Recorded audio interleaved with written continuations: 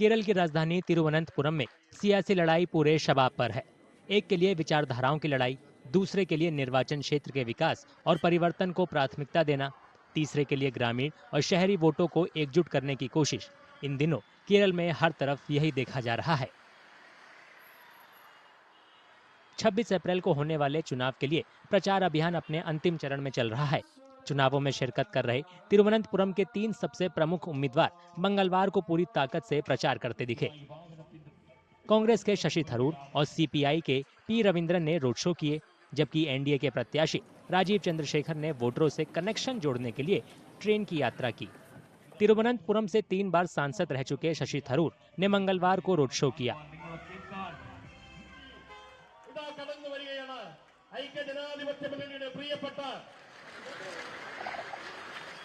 कांग्रेस नेता सचिन पायलट स्कैन मी अभियान के उद्घाटन के लिए तिरुवनंतपुरम में शशि थरूर के साथ नजर आए। थरूर ने कांग्रेस पार्टी और उसके नेताओं को निशाना बनाने की वामपंथी रणनीति की आलोचना करते हुए कहा कि वे भूल रही है कि उन दोनों की दुश्मन पार्टी बीजेपी है। We have a common target, and that is to change the government in Delhi, and that's where we should all be focused, not on sniping at our party. Here in Thiruvananthapuram, I am facing a BJP candidate, and twice BJP has come second. Instead of also joining my criticism of the BJP and their national policies, the left here's entire campaign is against me. This is extremely divisive and narrow-minded politics. What has happened after the first round of polling, there is disappointment, disillusionment, and clearly the BJP is on a back foot. They are quite frankly baffled by the response that people have shown. The feedback we've received in the 102 seats that polling has already taken place is that the India Alliance is surging ahead very strongly. That is why these statements are coming out from the highest people in the BJP. In Kerala, I think the UDF is very strongly placed. The left, despite getting a unusual second term, have frankly left no mark in the second term. LDF उम्मीदवार P Ravindran ने भी road show किया। उन्होंने दावा किया कि LDF Thiruvananthapuram के सभी 7 विधानसभा क्षेत्रों में जीतेगी। ഇതൊക്കെ നാണം കെട്ട ഒരുപാട് പ്രചരണം നടത്തിയല്ലേ, ഇത് ജയിച്ചില്ലല്ലോ. അന്ന് നമ്മൾ ഈ 7 മണ്ഡലത്തിൽ 6 മണ്ഡലത്തിലും ഭൂരിപക്ഷത്തോട് ജയിച്ചത് ഇടതുപക്ഷ. നമുക്കന്ന് ഒരു സ്ഥലത്ത് പിന്നോട്ടുണ്ടായി കോവളം. അതുകൂടി ഇത്തവണ നമ്മൾ കവർ ചെയ്യും. നമ്മൾ ഇത്തവണ വൻ ഭൂരിപക്ഷത്തിൽ ജയിക്കും, സംശയമേ ഇല്ല। एलडीएफ उम्मीदवार पी रविंद्रन ने पीएम मोदी पर भी भ्रष्टाचार का आरोप लगाया। ഇന്ത്യയുടെ പ്രധാനമന്ത്രിയാവാൻ കൊള്ളൂല അദ്ദേഹം. മാത്രമല്ല, രാജ്യം കണ്ട ഏറ്റവും വലിയ അഴിമതിക്കാരനാരാ?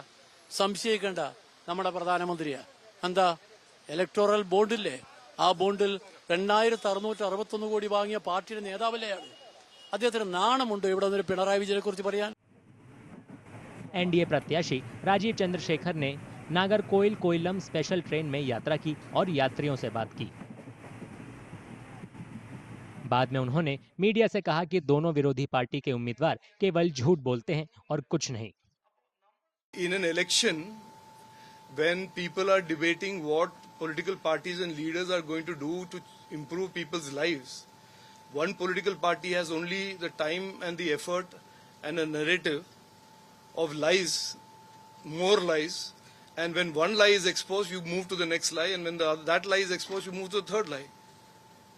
Now you have to ask them, is it a congenital defect that they have, or is it something of a desperation? I can't answer that. I don't have any confidence. I know clearly that the people of Thiruvananthapuram want change. They don't want. They've already given opportunities, 3 opportunities to one opponent and 1 opportunity to another one, and they are certainly interested in some change and development and prosperity.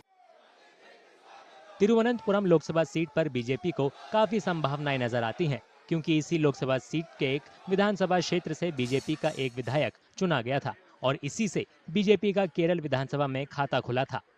NDA 2014 और 2019 दोनों में थरूर के बाद दूसरे number पर रहने में कामयाब रहा। सीपीआई तीसरे स्थान पर रही। केरल की सभी 20 सीटों पर 2024 के आम चुनाव के दूसरे चरण में 26 अप्रैल को वोट डाले जाएंगे।